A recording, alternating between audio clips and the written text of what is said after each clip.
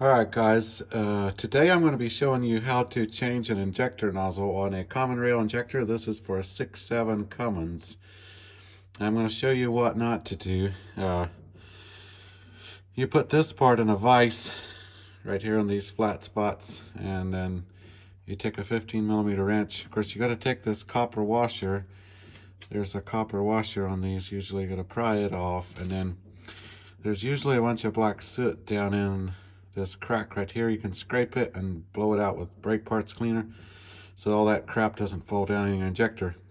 So you want the injector upright, pointed up in your vise, and then you just unscrew this with a 15mm socket.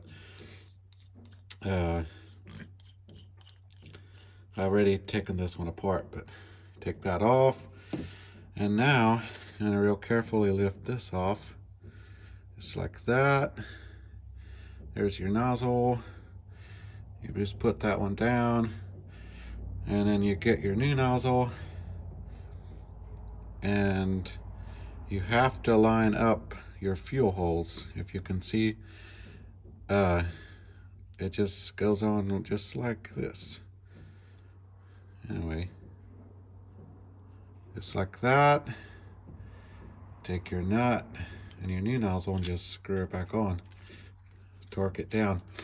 I don't know what the torque specs are. I just hand torque them usually. Hand tighten them good and nice and snug. Shouldn't be critical in this cap. I want to show you what I did. Okay, here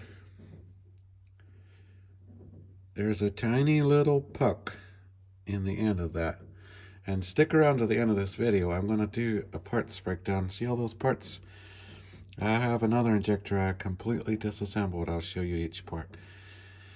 Anyway, there's a little puck in there, and if that thing sticks to your injector nozzle, it can fall off on the floor and get lost real easy. So that's what happened to me. I spent an hour hunting for it. So it's a tiny little puck, and it is important because it is the spacer for the quantity, the fuel quantity adjustment on your injector. So you cannot swap it out with another one because they're specifically sized for each injector. So, okay, we're going to put this cap back on, and I'll show you what's all inside these injectors. Okay, slide the cap back on, just like that. All right, so right here we've got an injector tip. This is the one I had changed. He had a valve drop, exhaust valve seat dropped out of the head, and it broke some valves, and he's doing a new head on it.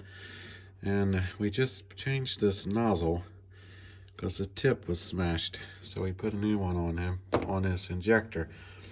Okay, I'm going to show you guys what's all inside these injectors. Here is on the bottom end, the pintle goes inside this nozzle. This is what we changed. This is what you change. It's this little pintle. You don't need to remove it. They're pretty close tolerance.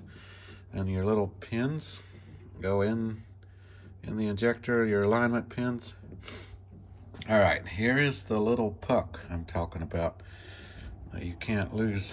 Okay, so when you turn the injector up, like I had in the vise, like we did, the spacer goes in first, the spring, and then that little sleeve in the end of there, and then the little puck goes in the top of the sleeve. And that's all that goes in the nozzle end of the injector. I'll lay this over here. I'll show you the top end. I don't recommend at all taking the top end apart because you don't really need to. You have got your solenoid nut. There is the fuel solenoid, a spacer that goes on the solenoid. Anyway, then inside the solenoid, up in that hole, you got first a spacer, a spring, and then here is the actual solenoid, what do you call it, armature or whatever, rod that goes up and down. Okay, then you get another spacer and a spring, and then here's the critical part. Tiny little valve, a little valve seat and a check ball, and that is what turns the injector on and off through your solenoid. And then you have the hold down nut, and here is your actual valve mechanism, and it goes onto here. See, this thing.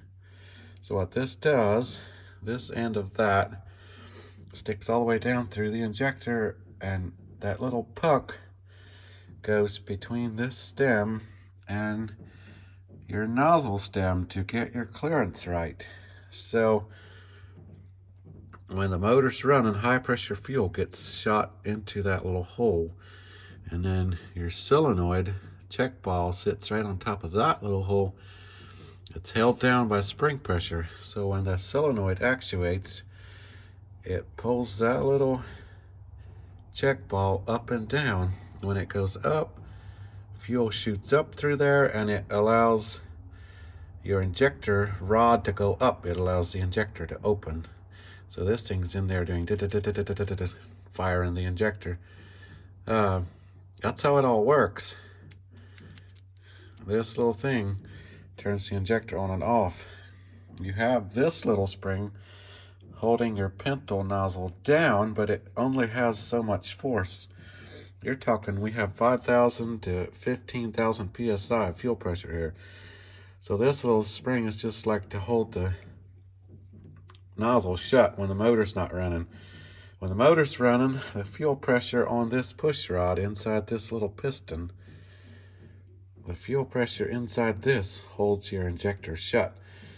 And then when your computer pulses on your solenoid, it lifts the little check ball, releasing the pressure inside there, and it allows that to go up and release the pintle in the injector.